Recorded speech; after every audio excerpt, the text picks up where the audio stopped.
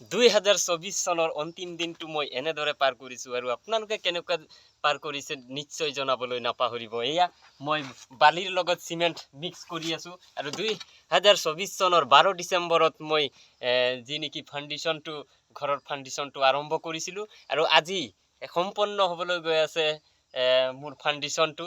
এয়া আজি অন্তিমটো দিন মাত্ৰ আৰু 7 ফুটমান ঢালাই বাকী আছে আৰু ঢালাইৰ সম্পূৰ্ণ কাম আৰম্ভৰ পৰা শেষলৈকে ময়ে নিজে শেষ কৰিছোঁ। ময়েই ৰাজমিস্ত্ৰী, ময়েই মিস্ত্ৰী। মোৰ ঘৰ বেকা হ'লেও হ'ব, মোৰ ঘৰ চিধা হ'লেও হ'ব, একো হেৰি নাই।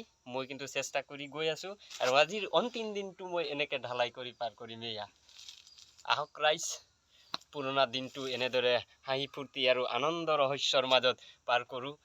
পুৰণা দিনৰ বেয়াবোৰ চবেই পাহৰি যাব আৰু নতুনবোৰক আদৰি ল'ব বুলি আশা কৰি নতুন বছৰৰ 2025 বৰ্ষৰ আন্তৰিক শুভকামনা জনাইছোঁ আপোনালৈ আৰু আপোনাৰ জীৱনটো সুখ শান্তি আৰু আনন্দৰে পাৰ হওক বুলি মই আশা কৰিছোঁ আৰু আপোনাৰ লগতে আপোনাৰ পৰিয়ালবৰ্গলৈও মোৰ বহুত শুভকামনা জনাইছোঁ, নতুন বছৰৰ শুভেচ্ছা জনাইছোঁ।